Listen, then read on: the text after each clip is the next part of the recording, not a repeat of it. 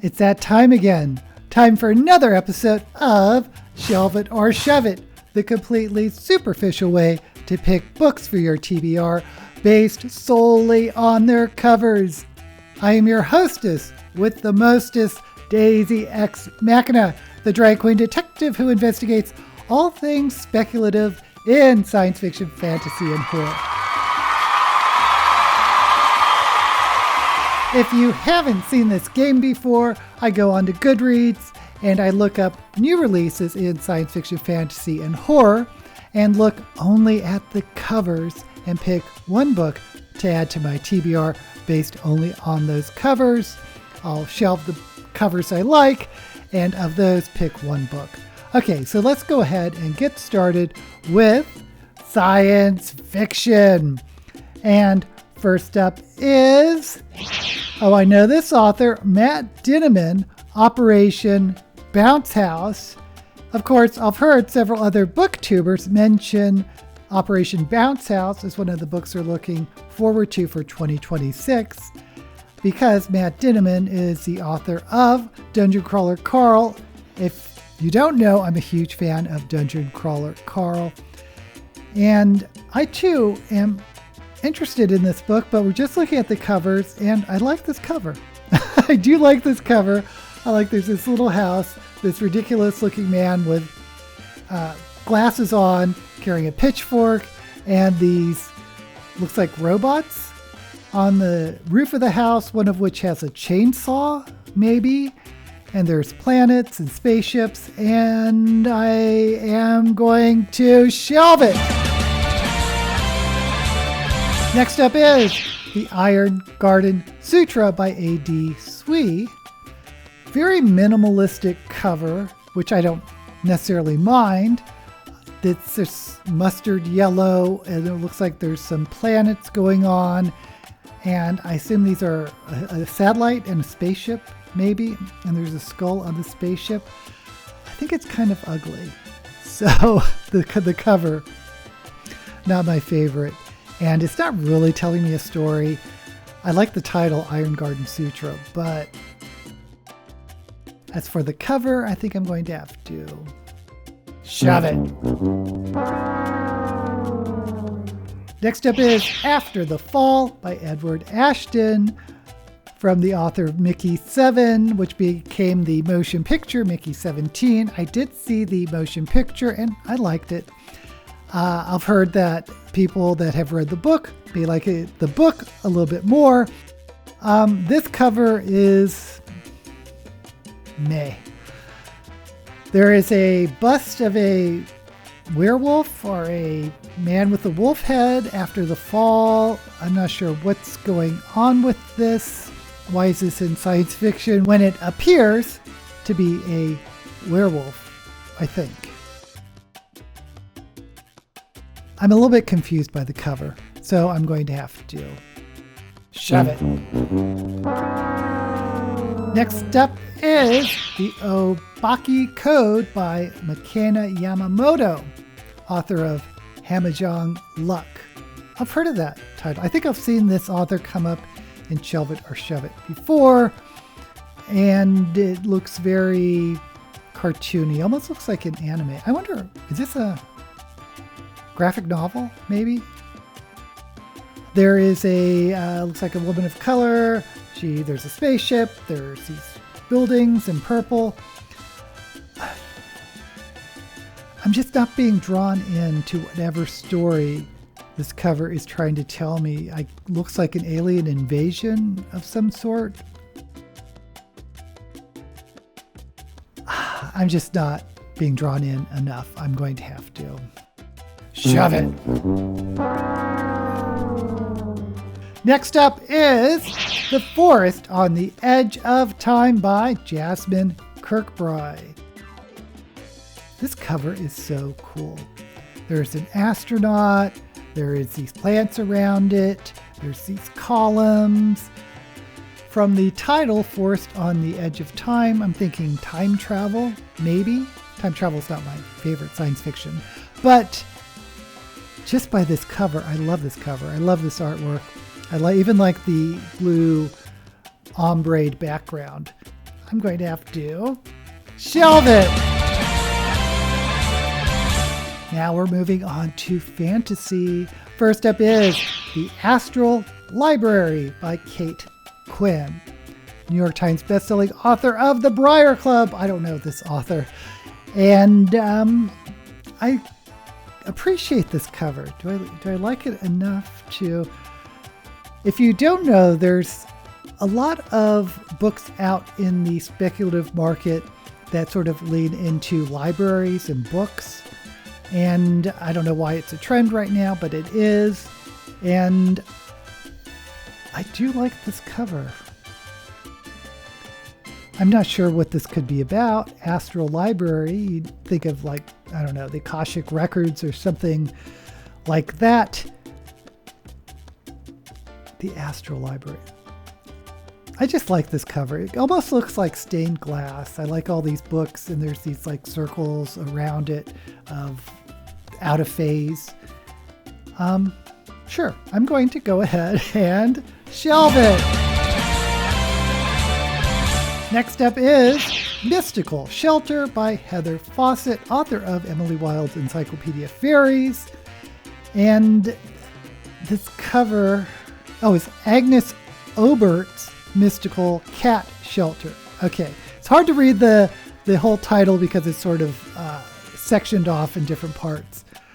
I love this title, Agnes Albert's Mystical Cat Shelter, and this cover has these funny, gorgeous looking cats. Oh, I love it so much. I'm a big cat person, if you don't know. And I've been drawn to the Encyclopedia of Fairies. I haven't read it yet, but I am very curious about Heather Fawcett's book. And if there's cats in it, I'm already in. I love this illustration. Absolutely love it. So of course, I'm going to shelve it. Next up is The Red Winter by Cameron Sullivan. Oh, there's a recommendation by T. Kingfisher. Now that carries weight for me because I love T. Kingfisher, who says charming, haunting ambitions and a great deal of fun. And there's a tagline, power is a hungry beast. And we have this sort of cute illustration. It looks like a wolf with antlers, or maybe a wolf hound with antlers. It doesn't look like a deer. And there's little flowers. I really like this illustration. I just think it's very nice. I'm not sure what this book could be about. Red Winter, red meaning blood or something. But from the illustration style, I'm going to think it's a little bit whimsical. God, I'm shelving a lot of things today, but I can't help it. I'm going to shelve it. Next up is She Made Herself a Monster by Anna Kovatcheva. Apologies for butchering the name. I'm getting Frankenstein from this. The cover has this like old-fashioned artwork, which is kind of ugly and it's dark. I don't get the red thing on the edge. Yeah, I'm not a big fan of this cover. Although I am getting Frankenstein vibes from the illustration or the painting and the title. But not for me. I'm going to have to shove it. Finally, in fantasy, Wicked Onyx by Debbie Cassidy. USA Today bestselling author. Haven't heard of this person. And the cover is a little bit generic for me. It's kind of black and white with these pops of red. There's a dark crow. There's these two towers. I'm not sure what this could be about. I just am feeling it is very generic. Although I like the illustration, it's just not pulling me in or telling a story. So I'm going to have to shove it. Now we're moving on to horror. And first up is We're Not Safe Here by Rin Pico, best-selling author of The Bone Witch. Okay, so there is a forest. It's tilted at an angle. There's these skeletal trees, and it looks like a person falling with antlers. I am not a big fan of this cover. I think it's kind of dull, and yeah, there's not much redeeming about this. The font is kind of interesting for the title, but that's about it. I'm going to have to shove it. Next up is Girls Who Play Dead by Joelle Willington, author of The Vicious Games. I think this is very nicely illustrated. I like all the makeup. I like the colors. I like when there's a lot of color in a horror because you don't expect it in horror. But you got purples and pinks and yellows and greens. Oh my gosh.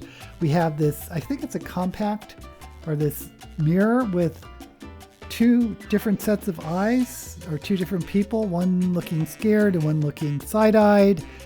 There's a lot of makeup. There's a makeup palette. There are lipsticks, and I guess that's blood coming through it.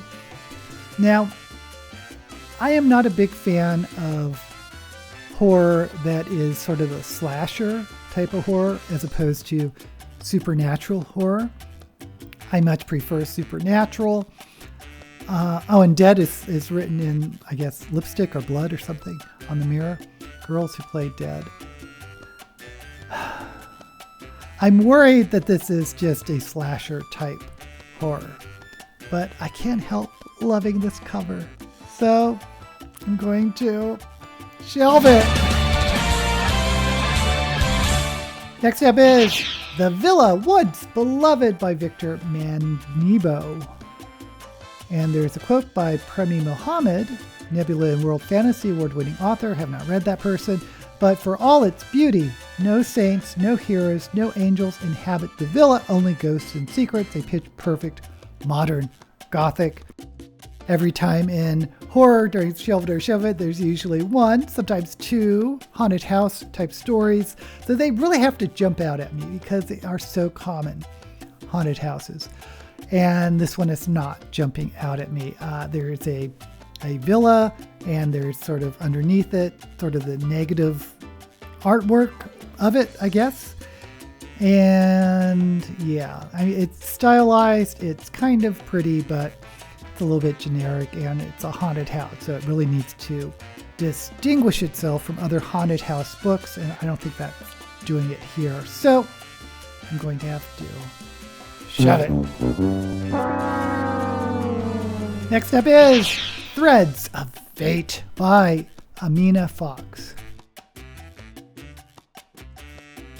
Don't like this title. There's two figures or two hands, and then it looks like this fabric, I guess, the Threads of Fate, that looks kind of like the color of blood, but I don't think this cover is doing anything special for me.